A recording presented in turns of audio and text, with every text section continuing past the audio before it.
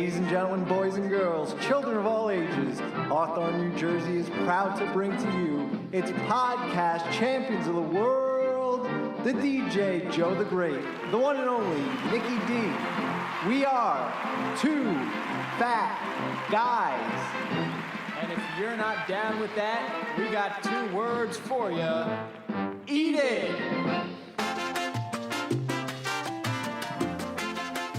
Welcome into the Two Fat Guys Show, where we bring you our entertaining experiences and unique thoughts on food.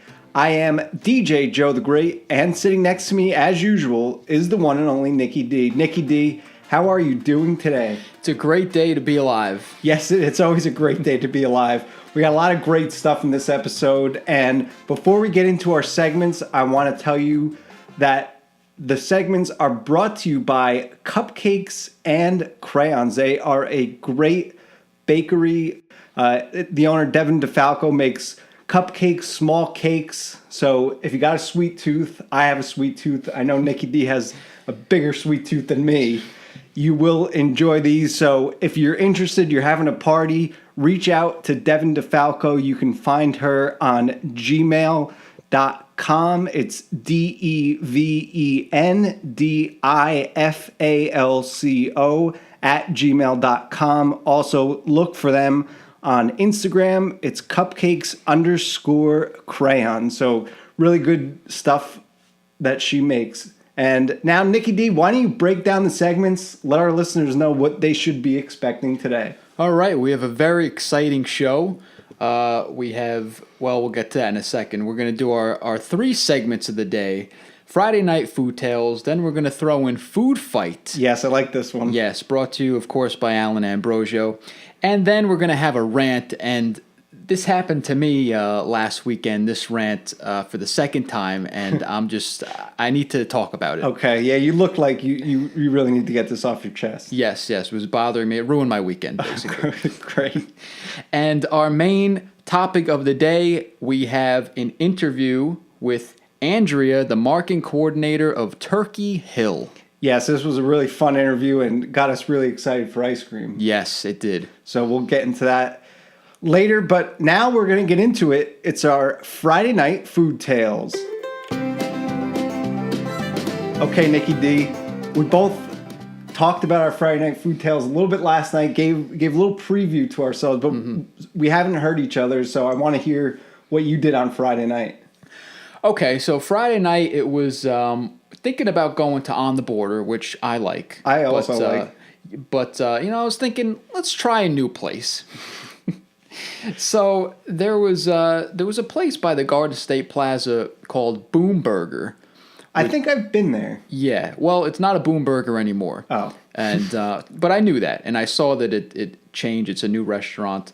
So all I remembered was the restaurant name was a number, but I couldn't remember. I thought it was like 52 or like 53 or something. So I don't know how, but somehow I found the name of the restaurant. It was called 201 in parentheses, and then underneath Fun Food Sports. That sounds very interesting. Yeah, very interesting. So I figured it would be like a bar type restaurant place. So drove over there, and we figured we might as well try it. It's something new. So walk in, and it looks pretty similar to Boom Burger. It's a pretty big restaurant. They have a big bar. Yep. Very sports-oriented jerseys hanging down from the ceiling, that type of thing. So pretty good atmosphere. And took a look at the menu. And it was one of those menus where they're kind of hitting everything. Which is always makes me nervous. Exactly. So I was getting a little bit overwhelmed. They had the appetizers. They had a burger section. They had wings. They had kind of like a miscellaneous section. Chicken parm sliders. I think maybe pizza, like kind of that thing. And here's the kicker. They had an entire separate sushi menu. That's wild. Yes. So had a big sushi bar there. I don't understand the inclusion of the sushi. But anyway. Yeah, that's very questionable. Yeah, so it was my first time there, so I had to ask the waitress, what's good here? What do you recommend? And I asked the waitress, and she gave me one of those. Well, everything here is amazing. Oh, I hate that. I hate that answer. Which doesn't help me at all. No.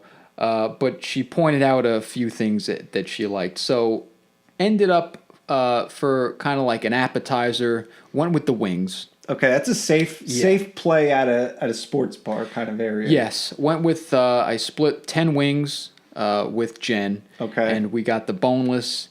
And the sauces were a little interesting. If you get 10 wings, you can get only one sauce cooked, while the sauce in there while they're cooking the wings. Or you can get them naked with like 3 sauces on the side. So we were going to try the sauces on the side. Yeah, I like that idea. But then I was like, you know what, though? It's just going to be a wing with nothing on it, and you're going to be true. dipping it into sauce. So That's true. So we ended up just getting the one sauce.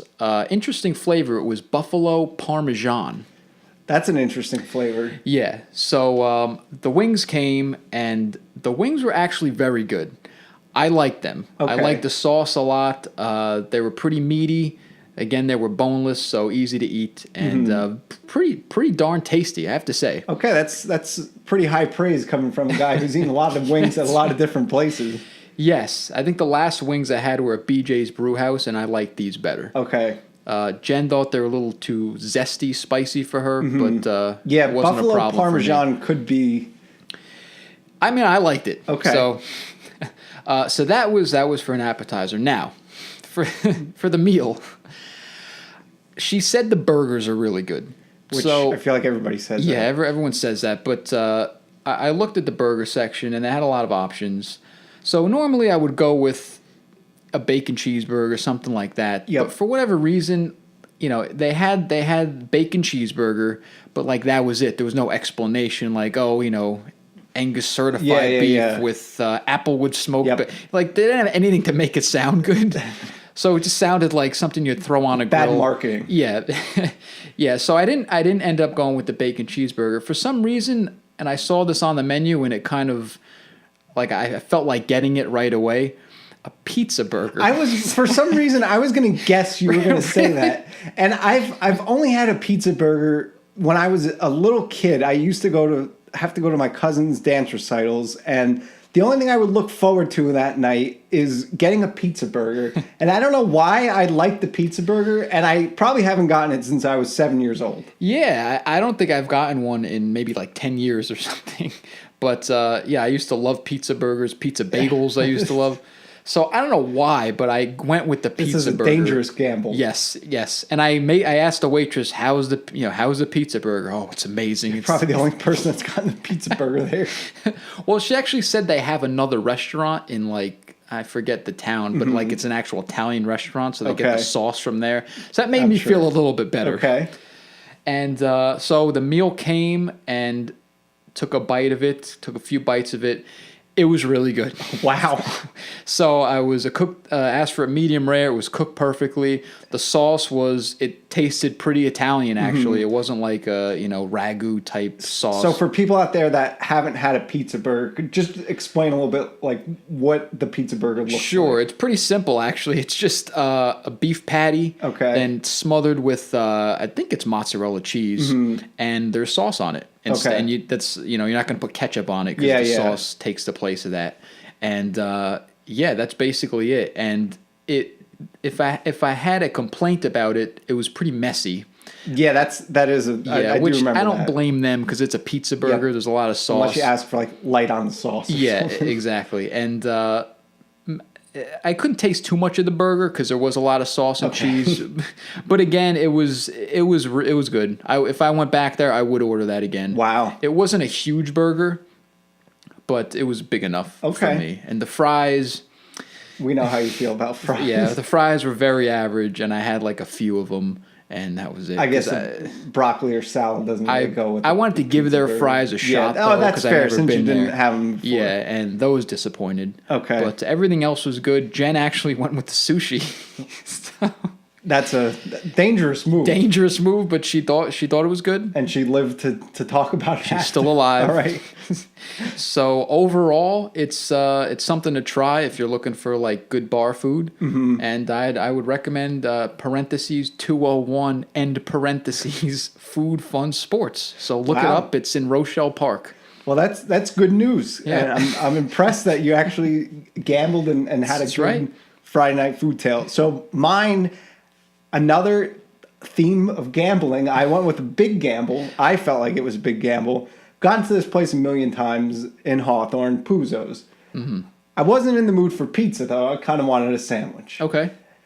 And the only time I've gotten a sandwich at Puzo's, or an Italian restaurant for that matter, is I've gotten a chicken parm sandwich. Right, that's my go-to as well. Yeah, I feel like, I don't know if you've in your life ever gotten anything besides a chicken parm sandwich if you're getting a sandwich. I've gotten meatball parm. Yeah, so along the lines of like an Italian sandwich you're going to get at an Italian restaurant. I decided I have been trying to find a good cheesesteak. Oh, boy. For a while now. Okay. San Francisco was a failure. Biggie's was a failure. So I decided, you know what? I'm going to give it a shot at Puzo's. And here's my rationale. The Philly cheesesteak, I believe, from what I watched on, I think it was Food Network, that it was started by an Italian guy. So I was like... So this is your rationale. This is my rationale. So at the core of the Philly cheesesteak sandwich, it is served on Italian bread. I was like, and Puzo's is an Italian restaurant. I'm going to get a Philly cheesesteak sandwich, which is a huge, huge gamble. I've gone to Puzo's for about 25 years, never even considered a cheesesteak sandwich. Although I have had the cheesesteak pizza there, and it's pretty good. So yeah, so I order the sandwich. My wife plays it safe, gets a personal white pizza. And immediately I was like, should I have just gotten pizza like a normal person? And so I was kind of regretting my decision a little bit. I get the sandwich, and it actually looks like a Philly cheesesteak. So the steak was chopped up, not like Biggie's where it was just a steak thing, or like in San Francisco where it was a panini. So I was like, okay, this looks like it actually is a cheesesteak. And I got it with just mushrooms and cheese. Tried to keep it simple. Didn't want to throw on the onions and peppers and get it too crazy. Right. And I was very, very pleasantly surprised that it was a decent sized sandwich. We'll put the picture on Instagram. It was a really nice cheesesteak. Mm-hmm. Okay. So I would actually recommend it to people to go to Puzo's and get a cheesesteak. I feel like you're one of the few people that have probably ordered a cheesesteak there. Yes, probably. Yeah, it doesn't seem like a normal order. Yeah, it was funny too when I heard them in the kitchen being like, yeah, we got a cheesesteak order. Like it was like the first time they've ever made a cheesesteak on bread, not the cheesesteak pizza. The waiter probably went in the kitchen like, oh my God, you're never going to believe we got one. And it's so true. But it was very, very surprising that the cheesesteak was a really good cheesesteak. And it's not too often you get a really good cheesesteak, and this was actually really good. Now, we've talked in the past about Miller's Ale House cheesesteak. Where would you rank the two? I'm going to be honest, I'll put it right up there with Miller's Ale House. Wow. It was... Miller's Ale House might have been a teensy bit better, but not that far away. And it was a cheap cheesesteak sandwich. It was like $7. Well, all right. So it was a really successful Friday night food tale for me, and a gamble that actually paid off. It's two gambles for us, and they both paid off. Yeah, we should probably stay away from Atlantic City for the next couple of weeks because our luck is probably going to go downhill. Yeah, well, I'll be going in a month. Yeah, so we'll me see, too. So, so now we're going to move on to our next segment, and we're going to get the boxing gloves out because it is our food fight. Okay, Nicky D, we have a topic to talk about, and it's seafood. So we're going to get into talking about seafood, and apparently you do not like any seafood except calamari and shrimp. That's correct. No fish for me. Okay, now have you tried different types of seafood? Yes. Okay, and what don't you like about, for example, salmon or tilapia? I've tried both. Okay. Now, for me, there's a lot of things I don't understand about the general population of people. And this is one of them, that how fish has become like a normal thing to order and people actually enjoy the flavor. And I have a very, very easy argument why I don't like fish. It tastes like fish and it smells like fish. And those are not, it's not a good taste and it's not a good smell. When something smells like fish, oh, it smells like fish around here. It's never a good thing. That's a fair point. Okay. And what is your counter to that argument? Well, my counter is if you've ever had salmon or tilapia, I enjoy if I'm going down. It's mainly if I'm going to be somewhere that's close to the water, down the shore. Maybe if I'm up in New England where they have great clam chowder. They're known for their clam chowder. Oh, actually, I do like New England clam chowder. Okay. Is it have anything to do with liking the Patriots and Tom Brady? It might. Yes. Yeah, it definitely helps me like it more. But I like a nice fried cod. I got that when I was in San Francisco, actually, because they're known for their cod out there by Fisherman's Wharf. So it's kind of, I don't get it if I'm just going to a restaurant around here. If it's just a normal meal, I usually won't just get fish. But if I'm in a place where they're known for their fish, I'm gonna get it. And it yes, it's not as filling as a steak or a burger.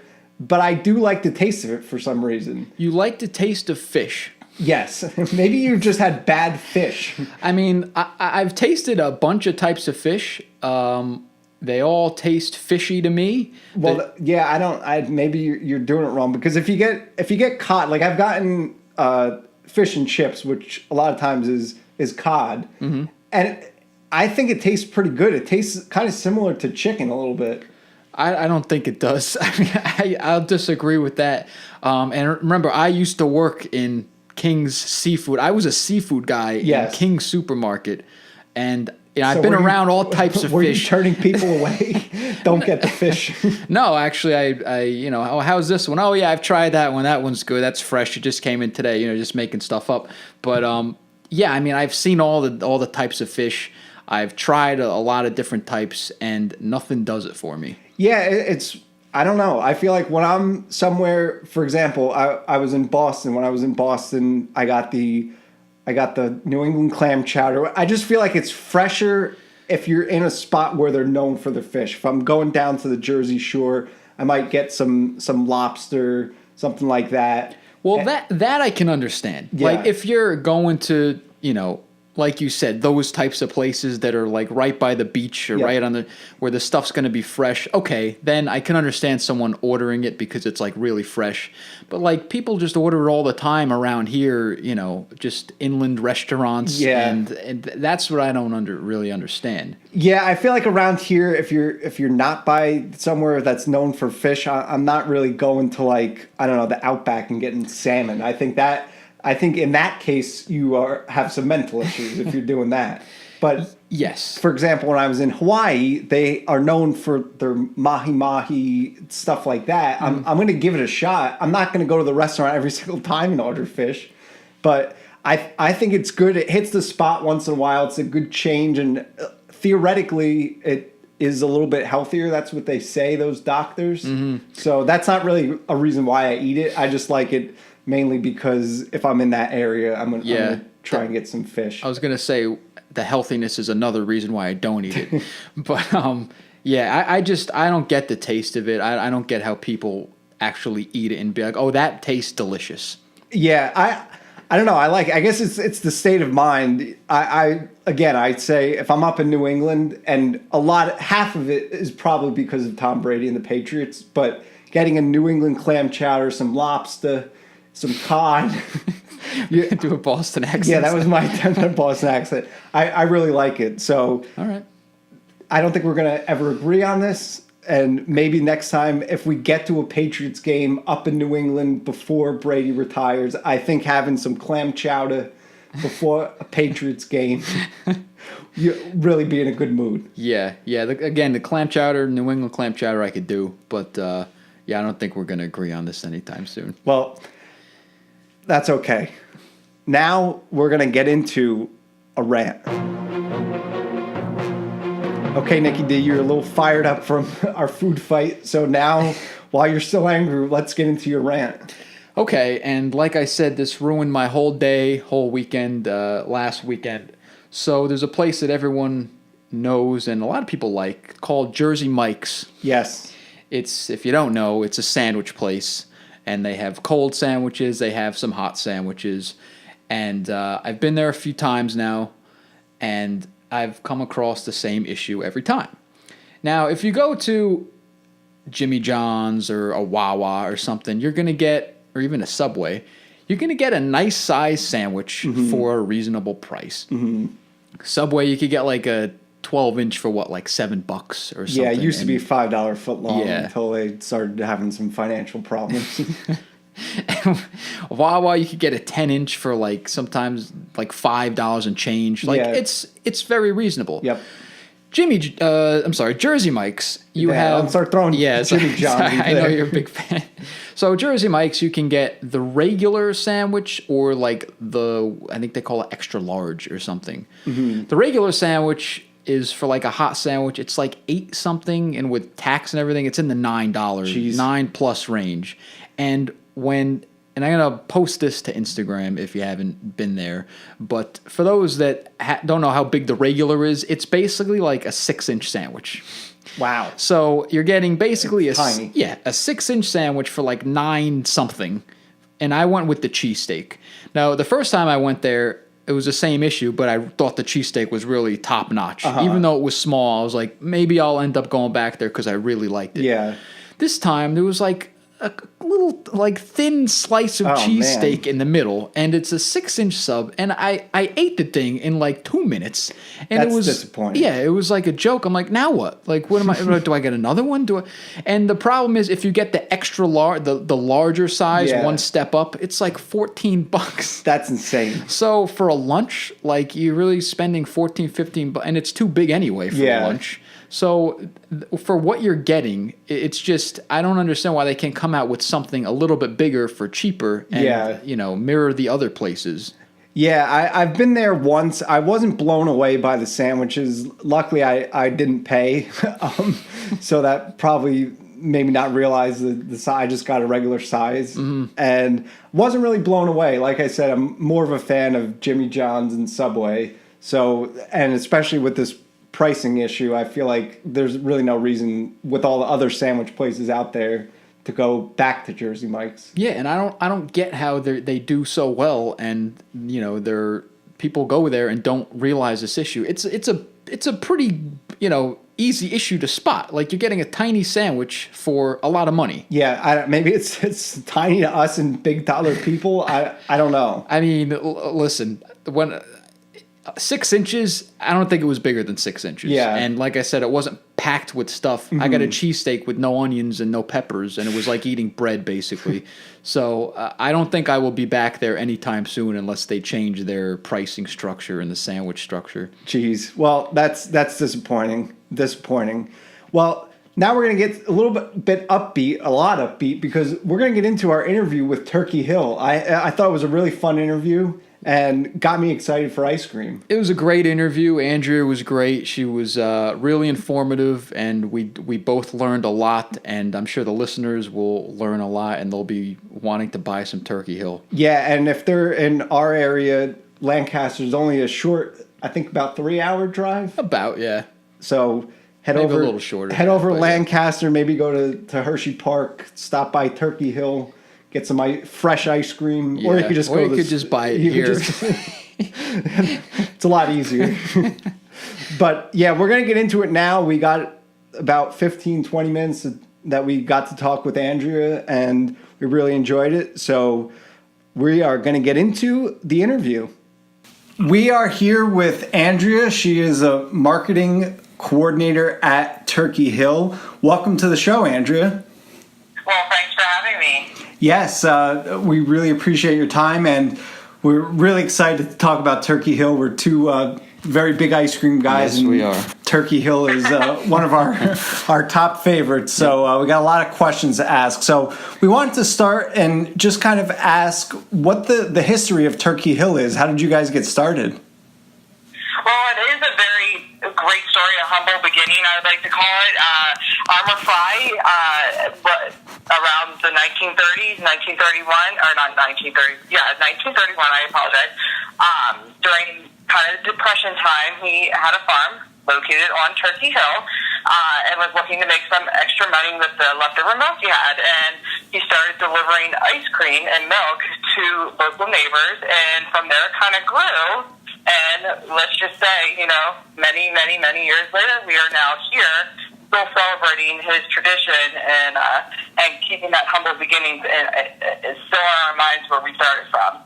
Oh, that's pretty cool. When you say here, you're in Lancaster, right? For all the listeners, I should mention that we're in this beautiful county of Lancaster, PA, and Turkey. That's where Turkey Hill is located. And that's where the tradition started, and it's still here. Yes, both of us are pretty familiar with Lancaster. We used to go to Willow Valley out there, and many times. Oh, okay. So, you're right in our backyard then. Yes, of course. Exactly. So. Yeah, I've been to Dutch Wonderland about 100 times probably as a kid. So. It's a kingdom for kids, but I like to think it's a kingdom for everybody. Yes. Okay, so we want to ask you a little bit about, if you could tell us about the ice cream making process of Turkey Hill, specifically maybe if there's anything that you guys do that any of your competitors do differently in actually making the ice cream. Of course. It starts out with getting high-quality ingredients, and I do think that's what makes us unique and makes our products taste so good, along with the people who make it. They put a lot of heart and soul into making this product every day to be safe for our consumers and to taste great. So you start off with these fine ingredients, which usually is milk, cream, and sugar, and you make this mix. You stir it together, and through the process of mixing them together in a huge mix tank, you end up doing a whole lot of pasteurizing and homogenizing those ingredients until they become ready through high temperatures, and then bringing them back down to a cool temperature. And then you start the process of adding in flavoring. So if it's mint chocolate chip, you add in the flavor of mint to the mix. And then you also, you have your chocolate ice cream, strawberry ice cream. So you start off with all those, and then you also get to put it through, which is the fun part. You add in all the variegates. So when I say variegates kind of sounds like a scary word, but it really isn't. It's just more good stuff where, if there's a fudge swirl in there, or marshmallow swirl, or, all that delicious chocolate fudge, anything like that, that's what a variegate is. And so that gets added into there along with inclusions. Again, another scary word, but it really isn't that scary. It's more delicious things like the cookie dough, or the cake pieces, or if there's peanuts involved. So we get them all mixed into this beautiful mixture of ice cream and distribute it through the containers. And once it's in the containers and sealed, it goes into a deep freeze. And when I say deep freeze, it's 40 degrees or negative 40 degrees or below. So that's how it gets frozen, and it is packaged and shipped off all across the country for all of our consumers to enjoy. But I do think what does make us, to bring us back again, what makes our products taste so great and makes them different from other brands out there is truly just the great ingredients that we choose and the people behind every container of ice cream and drinks and teas that we make every day. Okay. Sounds like a really good. It's funny, I have an ice cream maker at home, and I've been trying to get the energy to make ice cream myself, but it somehow seems so much easier to just go to the store and buy a carton of Turkey Hill because you guys do all the work. Oh my, I have to agree with you. I'm not a homemaker myself a whole lot, so it's a lot easier for me just to go and enjoy a carton of Turkey Hill ice cream, whether it's just by myself, no judgment, or share it with family and friends. Just a quick follow-up on that. How long is that process? I know from what I've read about making your own ice cream, it's like a 2-day process. Is that the same? It just depends. When we run a flavor, it can run for 24 hours. If it's a popular flavor, the mixture doesn't take as long, but once we get it through and processed on the line, it just depends. It can take a couple hours, or if it's like a popular flavor like our butter pecan is one of our more vanilla, of course, is a favorite enjoyed by many. It can be a day or two that it takes that whole process, and deep freeze doesn't take any longer than a day or two.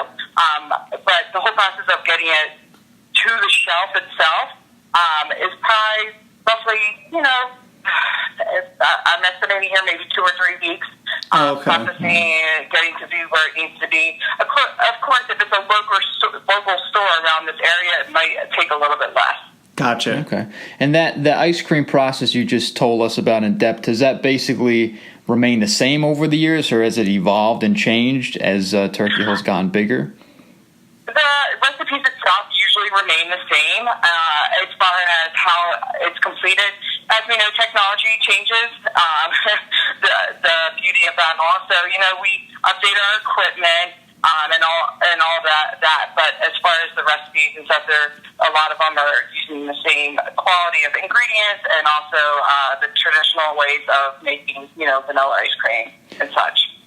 Understood. Cool. And speaking of recipes, how does Turkey Hill come up with new flavors for their ice cream? Oh, well, that's the fun part, really, right? We have a great team, research and development team. We call them the R&D team. Mm-hmm. And they do a lot of, again, research and developing.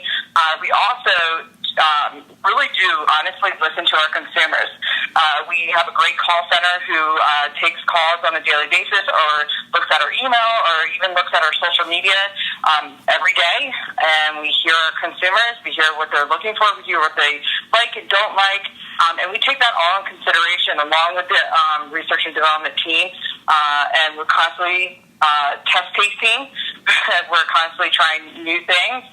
We're trying to always improve anything where we can improve. So that's kind of where it comes from with new ideas. Sometimes it's just a flavor that we bring out for a limited time, and it tends to do really well and sometimes can turn out to be a full-time flavor. Mm-hmm. A good example is our Double Dunker. Many years ago, that was just a limited edition flavor that came out, and we just had an overwhelming amount of good praises from our consumers, and it ended up turning out to be a full-time flavor and still is to this day. Wow. Yeah, and just to add, a couple weeks ago, or maybe like last week, I got the salted caramel flavor, and I had never had that before from Turkey Hill, and it's probably now my favorite Turkey Hill ice cream. It overtakes the spot of cookie dough. That's an all-natural flavor too. So it's from our all-natural product line, salted caramel, and it's a fan favorite. So you're not alone, and it's just one of those really a go-to flavor. If you can't decide, it's always a good one to go to because you're not going to regret taking that flavor. Yeah, definitely. So I had a question. I myself and Nick are always going to the grocery stores, looking at prices and everything. And you notice at our grocery stores, maybe one week they'll have Breyers on sale, one week they'll have Turkey Hill on sale. Is that something that you guys kind of control, or does that work through the local grocery stores? Well, really, typically how that works is just a great relationship between our retailers and ourselves. We work together, trying to figure out when there's going to be deals and when it works best. And that's really honestly how it works most of the time. Sometimes they'll come and approach us about it, or we team up together and say, hey, this would be a great opportunity to have a coupon out in your clipper or something of those sorts. But it's usually a partnership working together to decide when it's best to do that and when it's not. Sometimes it's a decision they make on their own. But like I said, usually it's something that we're all aware of, both parties. Gotcha. Interesting. Okay. Very interesting. And it is. Yeah. And going back, Andrea, to the flavor question, just wanted to ask you: does Turkey Hill have any new exciting flavors coming out, or any new products or anything that we should know about? Oh, of course. We have a lot of great products that we introduced in 2018, and if you haven't gotten your hands on them yet, I'm telling you, you better get your hands on them because they're delicious. We have our Decadent Delights, which is an extension on our novelties. We haven't come out with a premium plus novelty ever. It's the first time for Turkey Hill, so they're basically jam-packed with fruit. Our bars we have like a cherry bar, we have mango bar, and they some of them are even covered by a chocolate covering, which is who can say no to chocolate?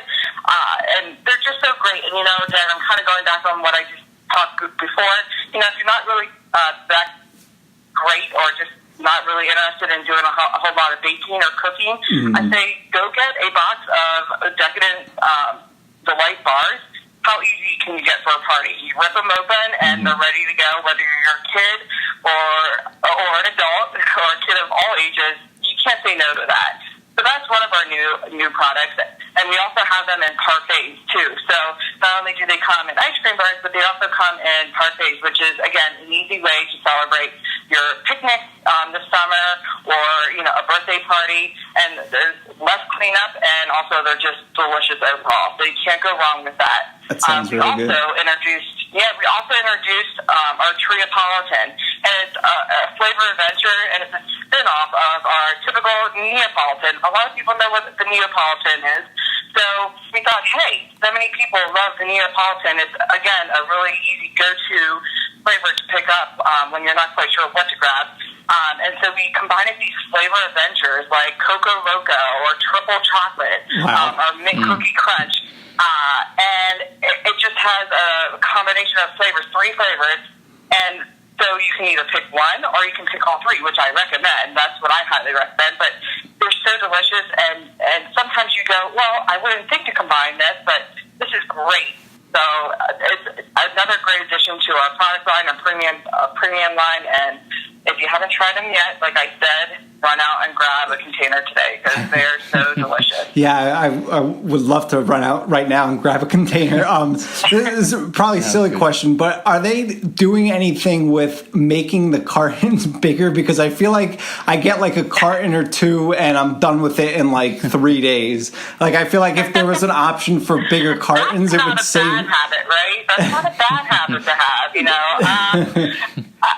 I'm not aware of anything in the currently, but you never know what the future holds, and I would be happy to pass along your recommendation to the team back at the dairy. Yeah, I definitely think if there was a carton that was maybe twice the size of the one that's out there, it would at least save me the running to the grocery store every other day, I totally understand. Ice cream lover myself, even before my time at the dairy, and you can't say no to ice cream. You really can't. That's true. Very true. Okay, and we talked a lot about ice cream, Andrea. Can you tell us about any other of Turkey Hill's products? Oh, of course. Well, that is a perfect way to lead into not only do we produce ice cream, and a lot of people may know us as a great producer of ice cream products, but we also make terrific drinks that you can enjoy. And when I say drinks, they could be fruit drinks, iced teas, and a variety of flavors. They all come in. So from regular iced tea to sweet tea to orange tea to raspberry tea. We also have lemonade, watermelon lemonade that we came out with this year, which is terrific too. It's very refreshing.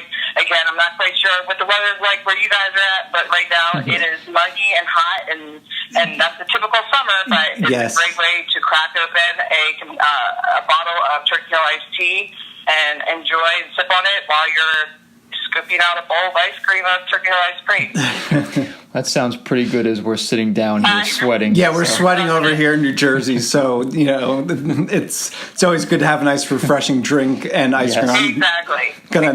Gonna have some Turkey Hill cookie dough after the interview, so. Hey, that's a fan favorite too. You can't go wrong with that one. Yeah. And speaking of other products, as Joe said, we're big fans of Lancaster.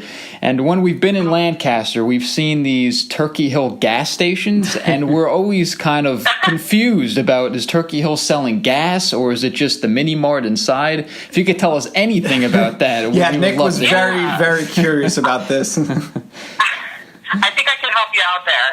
And you're not alone. It is somewhat confusing. The Turkey Hill Minute Markets is what you're referring to, and they're convenience stores.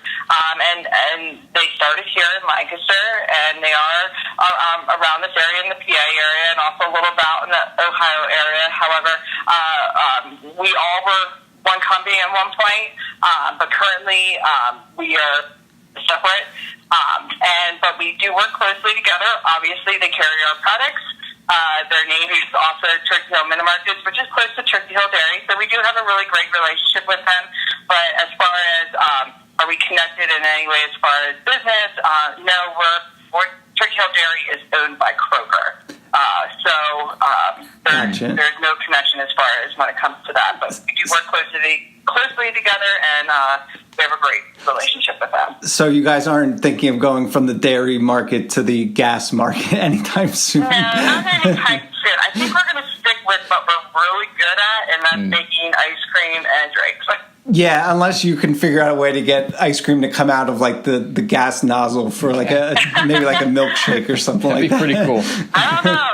You got some great ideas over there. I might have to bring you in sometime. Yeah, we have a ton of ideas when it comes to food. So we think about all day. Yeah, exactly.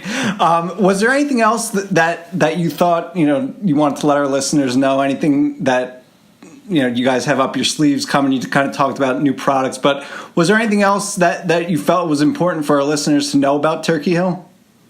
Well, I always say that we're always listening to our consumers.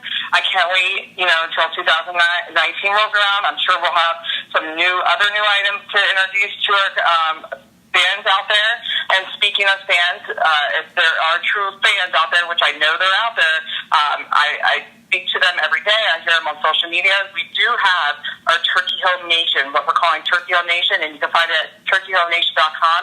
And this invites all of our super fans to sign up, join in on our fun. That is where you might get an opportunity to be a taste tester of ours. You'll get opportunity to take surveys for us. Give us your feedback. You are the voice. You are our ambassadors. So we want to hear from these super fans. We want to get them involved, and we want to hear from them. I mean, that's the most important. We're so blessed to have such fans out there. Not a lot of brands have it, but we do. We have these super fans out there. So if you're one of them, I'm telling you, you need to sign up for Turkey Hill Nation. You're going to get the best deals on there. Even on our online store, we can get some Turkey Hill merchandise. There's always discounts.